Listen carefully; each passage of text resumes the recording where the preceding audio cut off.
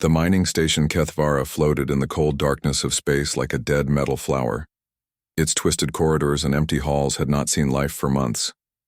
Only the automated systems hummed their lonely songs, keeping the air breathable and the lights dim.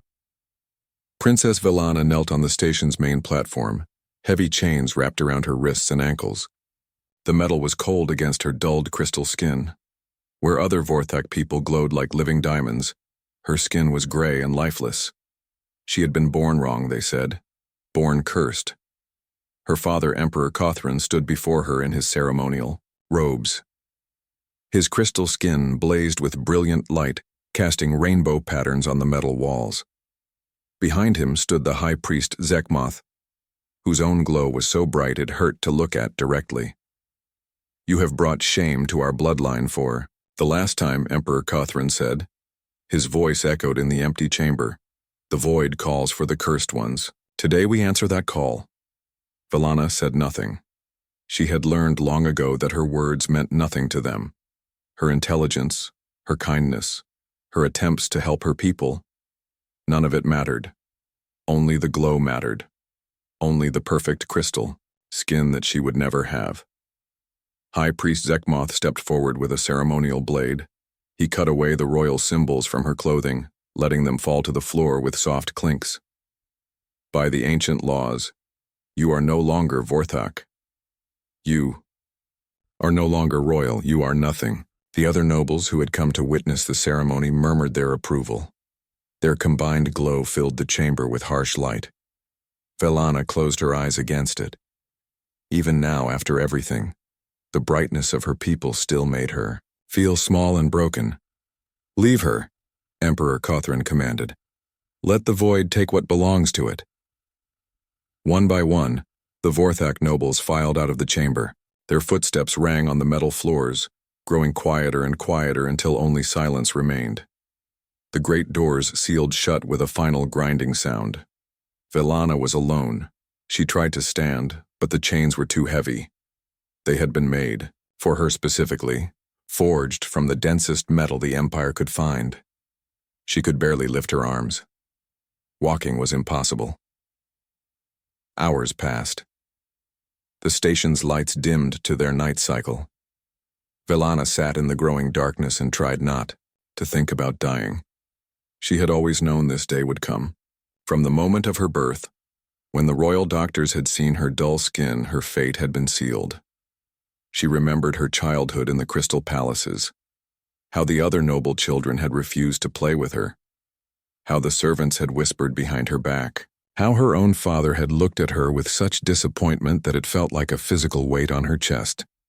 The only kindness she had ever known had come from her old teacher, Master Yelthos. He had been cast out years ago for suggesting that the dull-skinned Vorthak might have value too. Before he left, he had whispered to her that the galaxy was vast and full of different kinds of people. Maybe somewhere out there, he had said, being different was not a curse. Velana had carried those words in her heart through all the years of shame and rejection. But now, chained and abandoned on a dead station, they felt as cold as everything else. A new sound broke through her thoughts, the deep rumble of ship engines. Velana lifted her head, hope fluttering in her chest like a trapped bird. Then she remembered. No one would come for her. The station was marked as forbidden now. Any ship that approached would be destroyed. By the Empire. But the engine sounds grew louder. Through the chamber's great windows, she could see lights approaching. A cargo ship, old and worn but still flying. Strange markings covered its hull, not Vorthak symbols, not any alien writing she recognized. The ship docked with a gentle thud that shook the station. Velana heard voices calling out in a language she had never heard before. The sounds were harsh and quick, nothing like the musical tones of her people. Heavy boots rang on the metal floors outside. Someone was coming. The great doors that had sealed her fate opened with a grinding screech. Light poured in from the ship's docking tube. 3 figures stepped into the chamber, and Velana gasped. They were unlike anything she had ever seen. Tall but not elegant like the Vorthak. Strong but not beautiful. Their skin was a warm brown color that did not glow at all. dark hair covered, their heads in messy tangles. Their clothes were practical and worn, stained with honest work. Humans. She had heard whispers about them in the royal court, a young species that had only recently joined the galactic community. The nobles called them primitive and crude. Looking at them now, Velana thought they looked wonderfully real. The leader stepped forward. His face was weathered and kind, with lines around his eyes that spoke of years spent smiling. He looked down at her chains and his expression darkened with anger. "What kind of monsters do this to their own people?" he said in heavily accented galactic common. His voice was rough but warm. One of his companions, a woman with bright, intelligent eyes, knelt beside Velana. She examined the chains with practiced hands. "Captain Taimin, these locks are Vorthak military grade. It will take time to cut through them." "Then we better get started, Sora," Captain Taimin said. He looked directly at Velana, meeting her eyes without flinching from her dull skin. "We are going to get you out of here. I promise you that." Velana stared at him in shock. In her entire life, no one had ever made her a promise like that. No one had ever looked at her like she was worth saving. "Why?" she whispered, her voice barely audible after hours of silence. Captain Taimin smiled, and it was the kindest smile she had ever seen. "Because everyone deserves better than this. Because leaving you here would be wrong. Because that is what humans do." As Sora began working on her chains with strange human tools, Velana felt something she had never experienced before. For the first time in her life, she felt like she might actually matter to someone. The cutting torch threw bright sparks across the chamber as Sora worked on Velana's chains. The human woman's face was focused and determined behind her protective mask. Each link that broke sent a shower of metal fragments to the floor. "Almost there," Sora muttered in her own language, then switched to galactic common. "These chains are built to last forever. Your people really wanted to make sure you stayed put." Velana winced as another chain fell away from her wrists. The metal had rubbed her crystal skin raw during the long hours of waiting. She looked up at Captain Taimin, who stood guard by the door with a strange human weapon in his hands. "Captain," she said quietly, "you should know that helping me will bring great danger. The Empire will not forgive this." Taimin looked back at her with those kind eyes. "Let me worry about the Empire. Right now I am more worried about getting you some food and water. When did they last feed you?" Velana tried to remember. Time had blurred together during her imprisonment.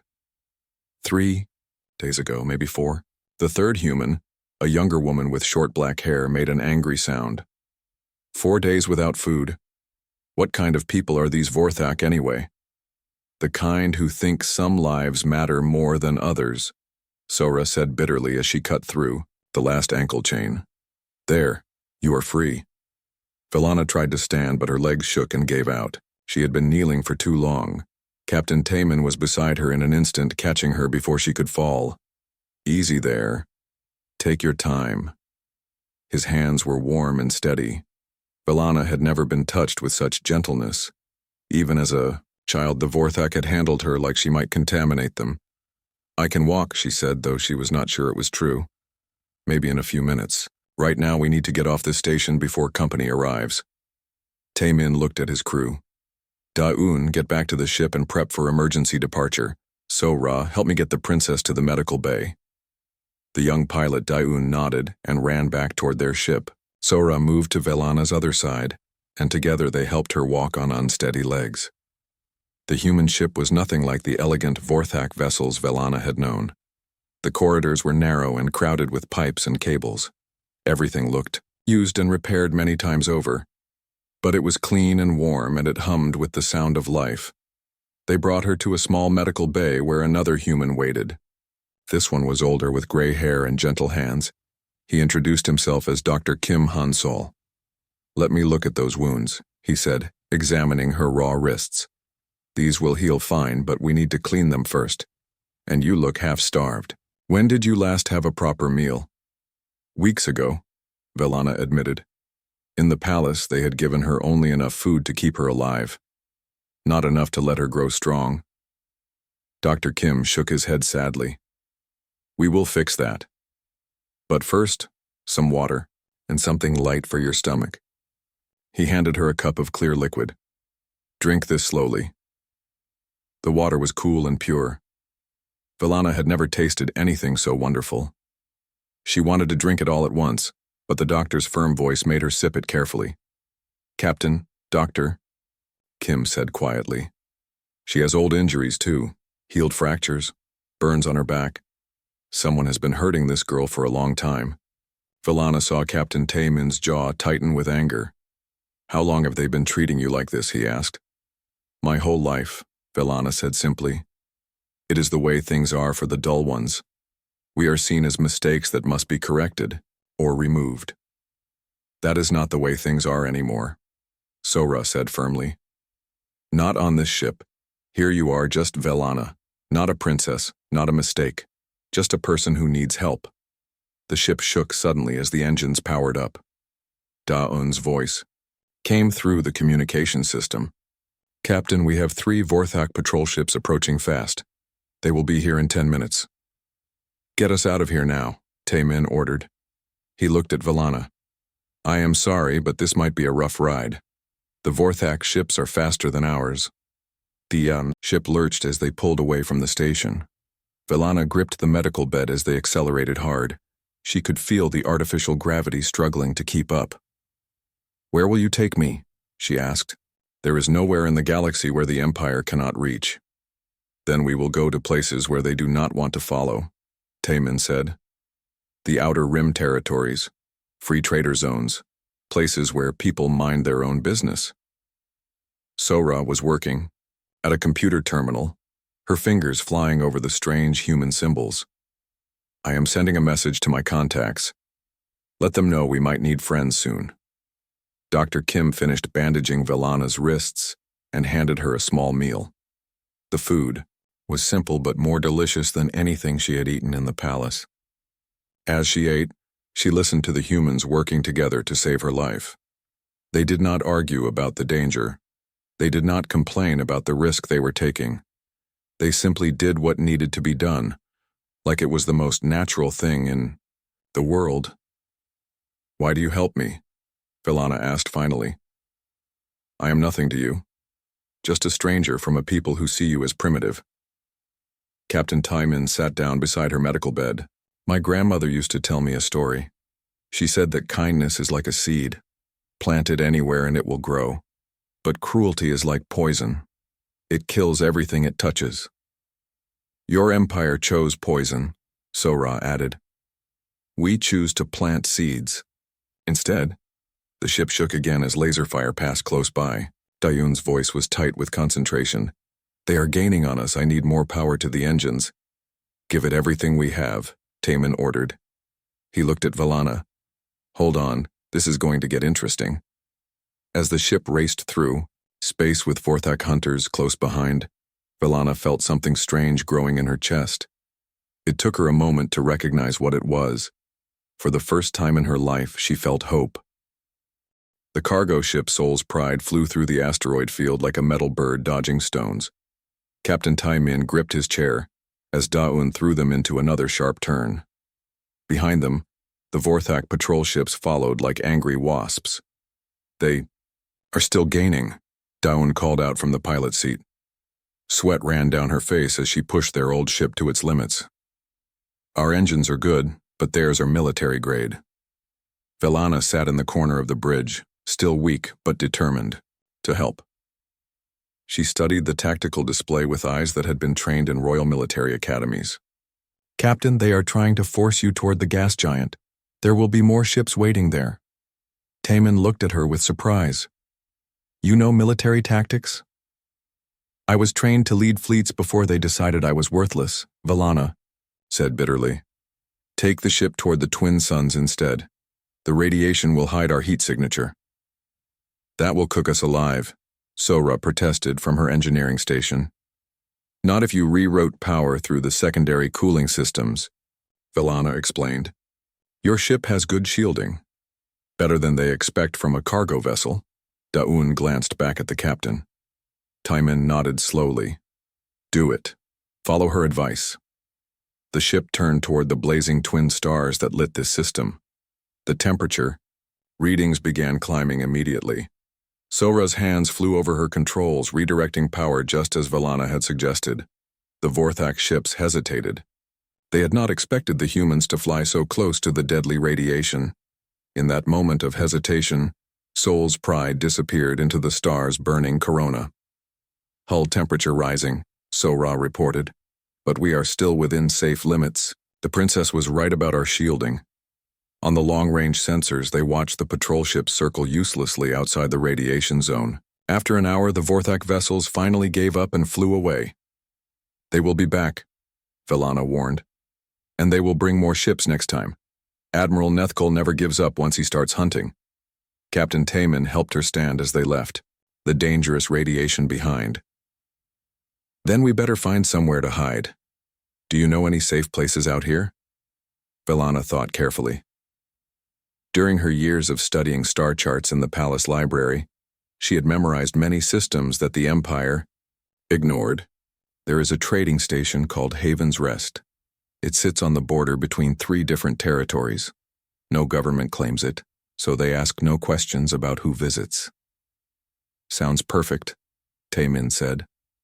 Dayun, set course for this Haven's Rest. The journey took 3 days. During that time, Velana slowly recovered her strength. Dr. Kim fed her proper meals and treated the last of her injuries. More importantly, the crew treated her like she belonged there. Sora taught her about human engineering techniques. Dayun showed her how their navigation systems worked. Even the ship's security chief, a stern woman named Choi Bitna, began including her in their daily briefings.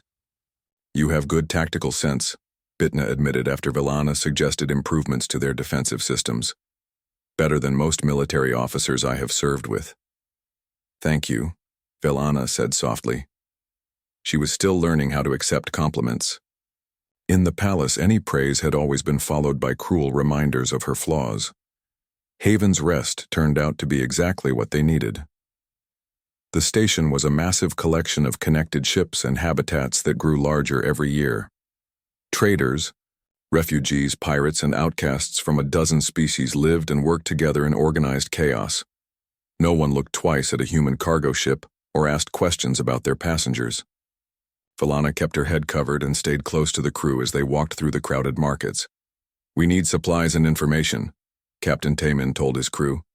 Sora, find out what ship parts we can afford. Bitna, see what weapons are available. I want to be ready for the next time they find us. What about me? Velana asked. Taemin smiled at her. You come with me. I want to meet some of the information brokers here.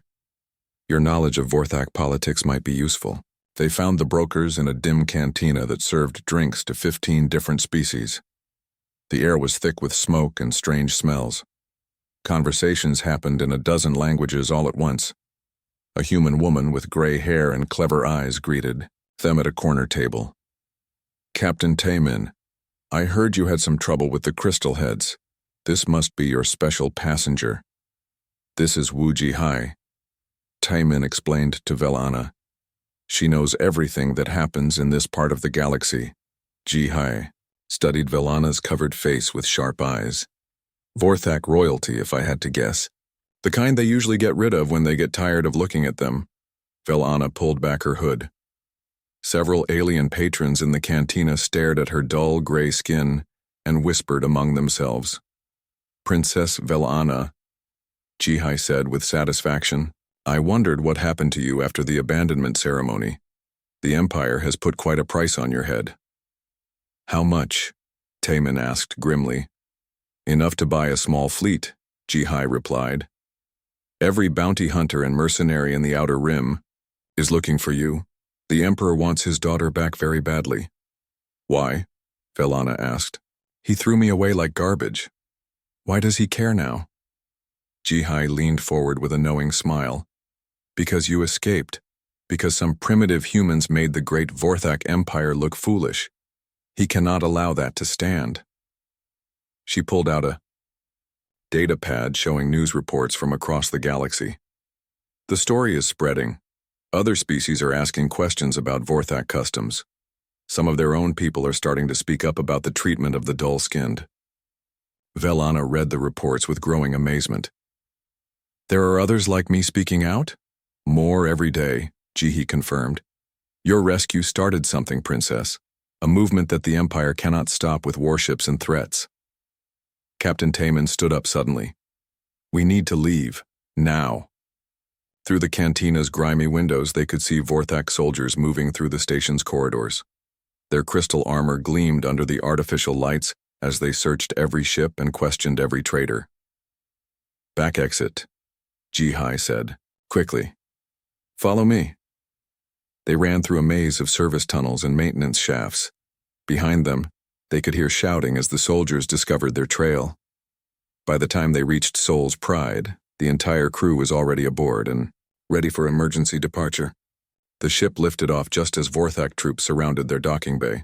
As they flew away from Haven's Rest, Velana looked back at the station growing smaller behind them.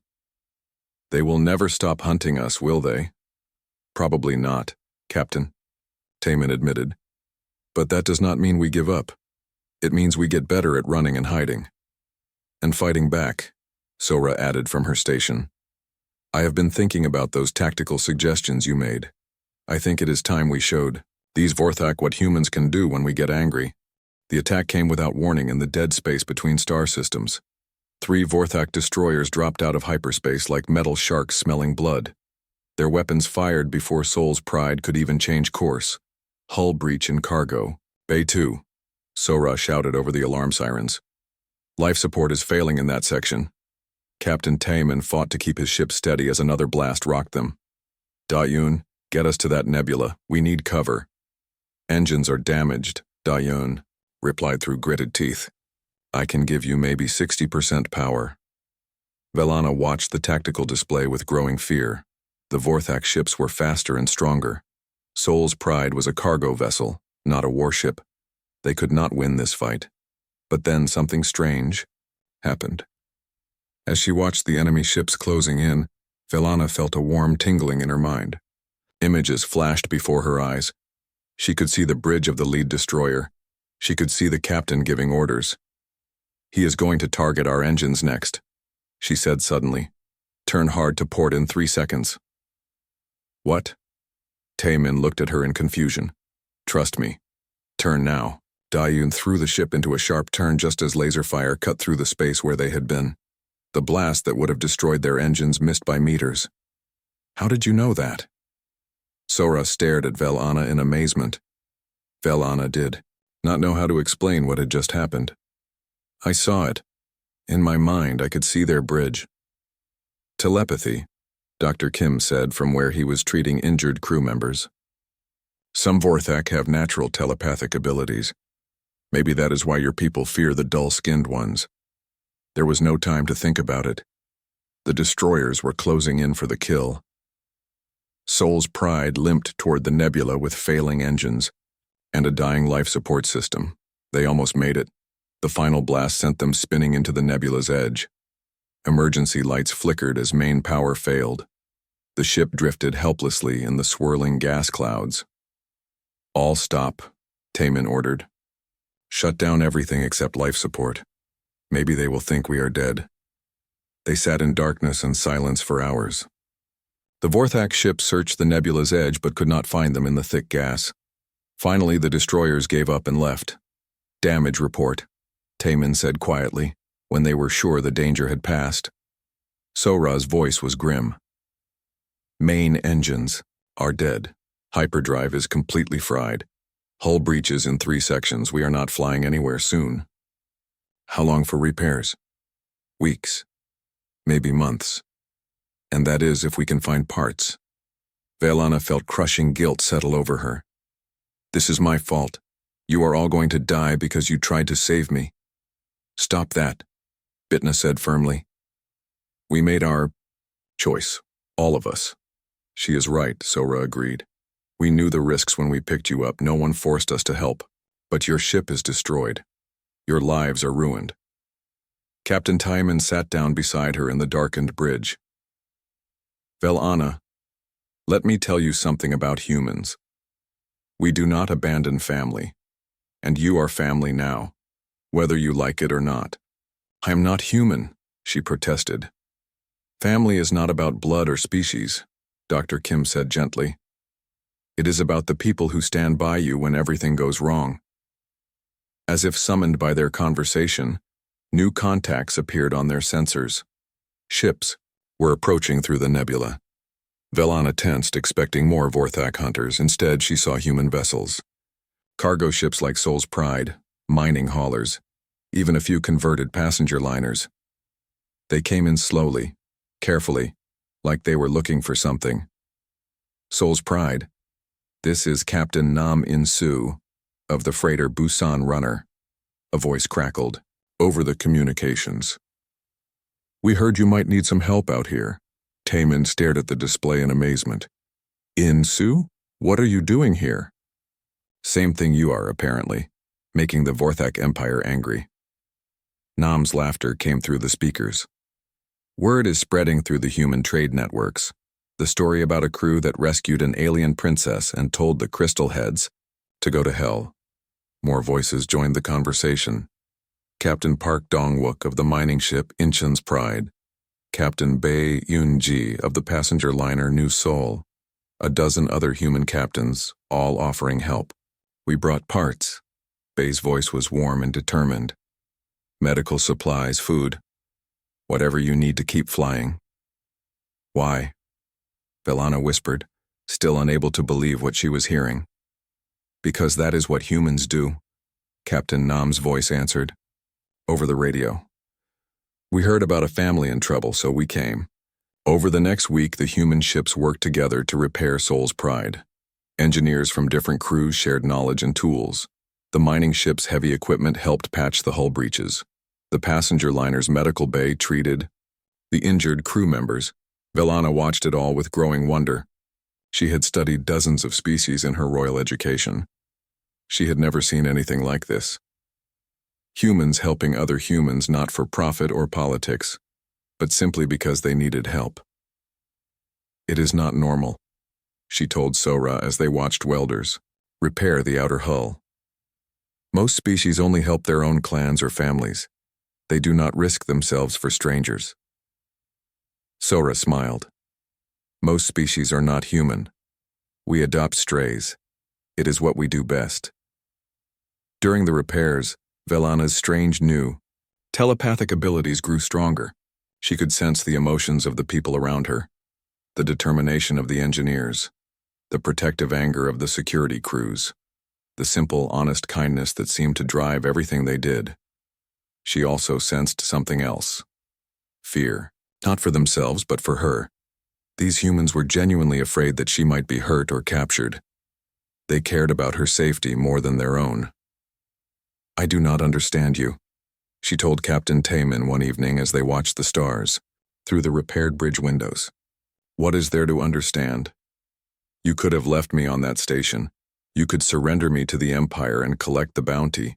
You could go back to your normal lives.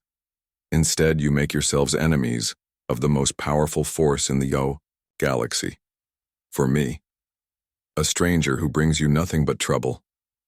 Taemin was quiet for a long moment. My father died in a mining accident when I was young. The company said it was his own fault. They refused to help my family. We lost everything. He looked at Velana with eyes that held old pain but no bitterness. A human family from the next settlement took us in, fed us, gave us shelter, asked for nothing in return. They said that was just what people did for each other. And now you do the same. Now I do the same, he agreed. My grandmother was right about kindness being like seeds. Plant enough of them and maybe you can grow a better galaxy. When Soul's Pride was finally ready to fly again, all the human captains gathered for a farewell meal. They crowded into Port-de, the ship's small dining area, sharing food and stories and laughter. Velana sat among them and felt something she had never experienced before. She belonged here. These strange, wonderful humans had made her part of something larger than herself. Where will you go now? Captain Nam asked. Deeper into the outer rim, Taemin replied. Find a place where the Empire cannot reach. The Empire, can reach everywhere, Velana said sadly. Sora grinned at her.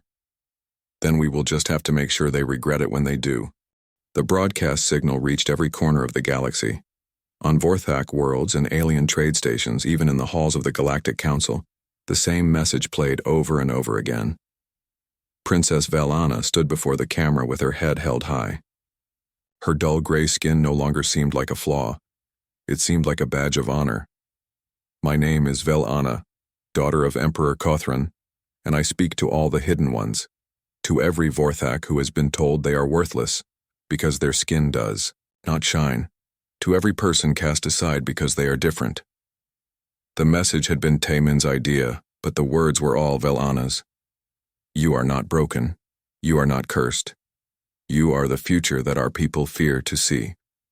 The response was immediate and explosive. On the Vorthak homeworld, riots broke out as dull-skinned citizens emerged from hiding. They had been living in sewers and abandoned buildings, surviving on scraps and shame. Now they filled the streets, demanding to be heard. Emperor Kothran's rage could be felt across space. He sent entire fleets to hunt for his daughter. Bounty hunters and mercenaries flooded the outer rim systems. The reward for Velana's capture grew until it could buy entire planets, but something else was happening too. Other species began asking questions about Vorthak society. Trade agreements were questioned. Diplomatic meetings grew tense. The Empire's reputation as a civilized power began to crumble. The Althari delegation has withdrawn from the crystal trade negotiations, reported Li Youngi, the xenobiologist who had joined their growing fleet. They say they cannot do business with a government that abandons its own children. Sol's India pride was no longer alone. The small human rescue fleet had grown into something larger. Ships from a dozen species had joined them, all carrying refugees and outcasts who had nowhere else to go. Velana stood on the bridge of their new flagship, a converted passenger liner they had named Haven's Dream. Her telepathic abilities had grown stronger with practice. She could now communicate across space with other telepaths, coordinate fleet movements, even influence the emotions of hostile crews. Princess, Captain Tayman said, using the title she had finally learned to accept. We have a problem. The tactical display showed Vorthak battle fleets surrounding 3 different refugee colonies. Thousands of dull-skinned Vorthak and their alien supporters were trapped on those worlds. Admiral Vexcaran is demanding their surrender. Tayman continued. He says he will destroy the colonies if they do not give up the rebels. Velana studied her uncle's image on the communication screen. Vexcaran had always been different from her father. Kinder, more thoughtful. She had hoped he might understand what she was trying to do. Uncle, she said when the communication connected, please do not do this. Those people are not warriors or criminals. They are families seeking freedom. Niece, Vexcaran replied sadly, you have caused great chaos in our empire. The Emperor demands order be restored. Order built on suffering is not order at all, Velana said. It is tyranny dressed in pretty clothes. You speak like a philosopher, not a princess. I speak like someone who has learned what real kindness looks like. She gestured to the bridge around her, where humans and aliens worked side by side. These people taught me that being different is not a curse. It is a gift. Vexcaran was quiet for a long moment. Behind him she could see the bridge of his massive dreadnought. Crystal-skinned officers watched the conversation with barely hidden contempt. You have 12 hours, he said finally. Surrender yourself and I will allow the refugees to disperse peacefully. The communication ended. Velana turned to find the entire bridge crew staring at her. You are not seriously considering that, Sora said firmly. It would save thousands of lives and doom millions more, Tayman replied. The movement you started is bigger than just you now. If you surrender, the Empire wins. All those people go back into hiding and nothing changes. Velana felt the weight of responsibility crushing down on her. How had she become the leader of a galactic revolution? She was just one broken princess who had been saved by kind humans. What do you think we should do? She asked. Fight, said Captain Nam Insu, who had joined them from his own ship. Show them that free people do not surrender to bullies. With what? Velana gestured at their ragtag fleet. We have cargo ships and converted liners. They have battle cruisers and destroyers. We have something they do not, Young A said quietly. We have you. I am one person. I cannot stop a fleet. You do not need to stop them, Taemin said with a smile. You need to turn them. The battle began badly for the refugee fleet. Vorthak warships poured fire into their defensive lines. Several smaller vessels were destroyed in the first minutes of fighting. But Velana was ready.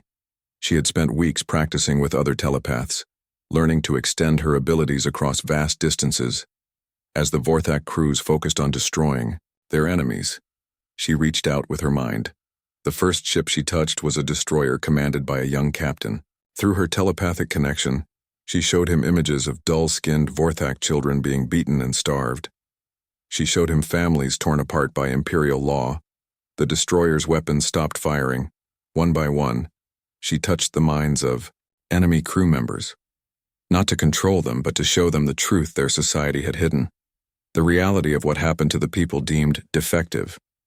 More ships began withdrawing from the battle. Some captains were too devoted to imperial doctrine to be swayed, but others saw the horror of what they were supporting and could not continue. Admiral Vexcarin's flagship held its position, but half his fleet had stopped fighting. The remaining ships found themselves outnumbered by the refugee vessels they had come to destroy. This is impossible, Vexcarin said over the communication channel. What are you doing to my crews? I am showing them who we really are, Velana replied. Not monsters or mistakes, but people who deserve to live. The battle ended not with explosions, but with surrenders. Ship after ship from the Vorthak fleet declared for the refugee cause. Crews that had come to capture dull-skinned rebels instead joined them. When the fighting stopped, Velana collapsed from the mental strain. Using her telepathic abilities on such a scale had nearly killed her. But it had worked. 3 refugee colonies were safe, and the rebellion had gained an entire battle fleet. News of the victory spread across the galaxy faster than the original broadcast. The Vorthak Empire, which had seemed invincible for 1,000 years, had been defeated by refugees and cargo haulers. The Emperor is calling for a general mobilization, Young A reported from the communication center. Every ship in the fleet is being recalled to protect the homeworld. He is scared, Velana realized. For the first time in his life, Father is truly afraid. Good, Sora said grimly. Maybe now he will listen to reason. But Velana knew her. Father better than that. Emperor Kothran would never negotiate. He would rather see the Empire burn than admit he had been wrong about the dull-skinned. The final confrontation was coming, and this time, running away would not be enough. The Vorthak homeworld hung before them like a crystal jewel in space. Its cities gleamed with the light of 1 billion crystal-skinned inhabitants. Orbital defense stations bristled with weapons that could destroy entire fleets. Last chance to reconsider this plan, Captain Taemin said from his position beside Velana on the bridge of Haven's Dream. Velana looked at the tactical display showing their combined fleet. Human cargo ships flew alongside Vorthak defectors. Alien refugees served next to imperial nobles who had joined their cause. It was the strangest armada in galactic history. The plan will work, she said with more confidence than she felt. My cousin Velnera has confirmed that the Reform faction controls almost half the capital city. When I arrive, they will rise up. And if your father decides to destroy the city rather than lose it? Velana was quiet for a moment. She knew her father well. Emperor Kothran would rather rule over ashes than share power with those he saw as defective. Then we stop him, she said simply, whatever the cost. The first phase of the plan went perfectly. Their fleet dropped out of hyperspace in 3 different locations around the planet. The orbital defense stations, many crewed by secretly sympathetic dull-skinned Vorthak, either joined them or stood aside. By the time the Imperial fleet realized what was happening, refugee ships were already landing in the capital city. Dull-skinned Vorthak emerged from hiding in sewers and abandoned buildings. The Reform faction openly declared their support for Princess Velana. But Emperor Kothran was not finished. From his crystal palace, he activated the planet's ultimate weapon. Ancient energy cannons rose from hidden bunkers, designed to destroy any invasion fleet. He is targeting the refugee districts, Young A reported in horror. He is going to kill his own people. Velana closed her eyes and reached out with her telepathic abilities. The energy weapons were controlled by crystal-skinned operators who had been taught to obey without question. She touched their minds gently, showing them the faces of the dull-skinned families in the target zones. One by one, the weapons powered down as their operators refused to fire. "Impossible," came her father's voice over the planetary communication system. "All units fire on the rebels immediately. That is an Imperial command."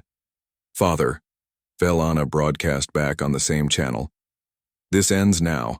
Come out and face me."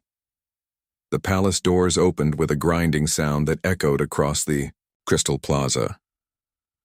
Emperor Kothran emerged in his full ceremonial armor, blazing with light so bright it was painful to look at. Behind him came High Priest Zekmoth and a dozen royal guards. Velana walked toward them across the plaza, flanked by Captain Taemin and the core crew of Soul's Pride. Her dull gray skin seemed dark and lifeless compared to her father's brilliance. But she walked without fear or shame. "You have destroyed everything," Emperor Kothran said when they met in the center of the plaza. "1,000 years of order and progress, ruined by one defective child." "I have freed our people from a lie," Velana replied. "The lie that some lives matter more than others." "You are not people," High Priest Zekmoth spat. "You are mistakes. Corruptions of the pure crystal blood." "Then explain this," Velana said, and let her telepathic abilities flow outward. Every person in the plaza felt it. The pure, clear connection of mind to mind. The perfect understanding that came when barriers were removed. For just a moment, crystal-skinned and dull-skinned Vorthak shared the same thoughts and emotions. "Telepathy," whispered one of the royal guards. "Only the ancient bloodlines were said to possess such power." "The dull ones carry the old gifts," Velana explained. "The abilities our ancestors used to build the empire. You called us defective because you feared what we might become." Emperor Kothran raised his ceremonial sword. "I will not listen to heresy. Guards, arrest the traitors." But the guards did not move. They had felt Velana's telepathic touch. They had seen the truth of what the empire had become. "The old laws say that any member of the royal bloodline can challenge for the crown," Velana said loudly enough for the gathering crowd to hear. "I invoke that right." "You are not royalty," her father snarled. "You are nothing." "Then defeating me should be easy." The challenge ritual was ancient, dating back to the empire's founding. It could not be refused or delayed. Emperor Kothran had no choice but to accept.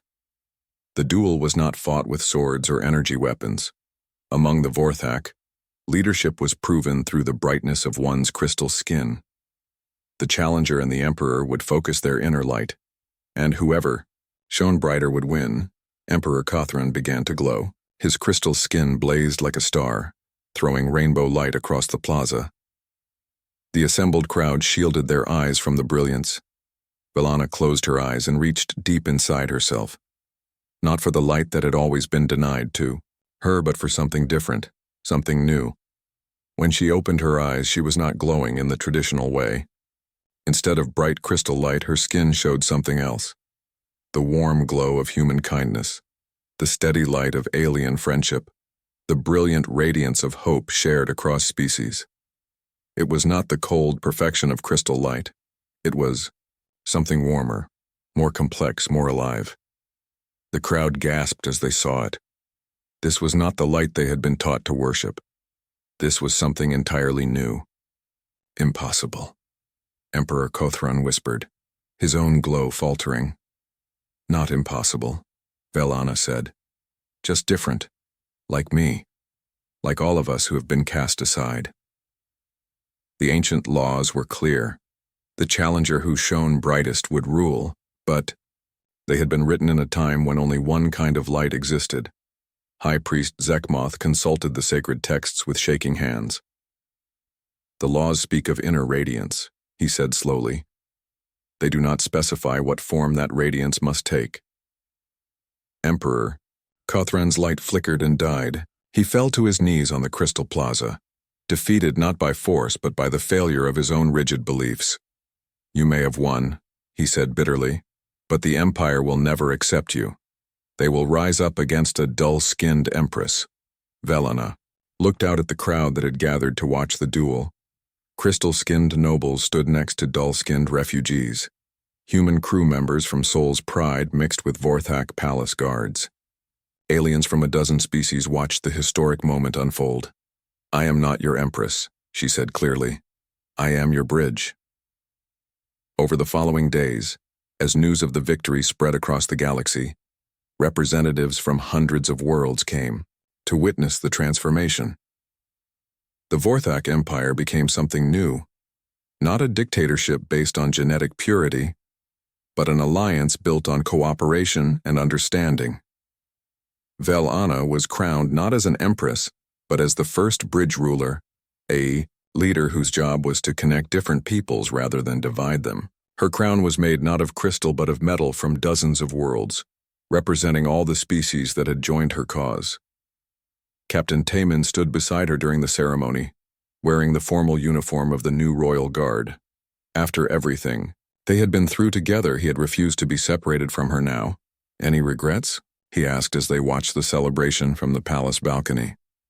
Velana looked out at the city below, where crystal light mixed with the warm glow of human technology and alien engineering. Children of different species played together in streets that had once been segregated by caste. Only one, she said with a smile. I regret that it took so long to find you. Well, Taman replied, taking her hand in his. We humans have a saying, better late than never. In the months that followed, other empires began to change their own laws about outcasts and refugees. The idea of bridge leaders spread to dozens of worlds. The galaxy slowly became a kinder place, and somewhere in the outer rim, the cargo ship Sol's Pride continued to fly its routes, carrying supplies to colonies and hope to the hopeless. Sora had taken over as captain, continuing the mission that had started with one simple act of kindness. The rescue of a single abandoned princess had changed the galaxy, all because a group of humans had decided that everyone deserves better than being left to die alone. In the end, that was the most human thing of all.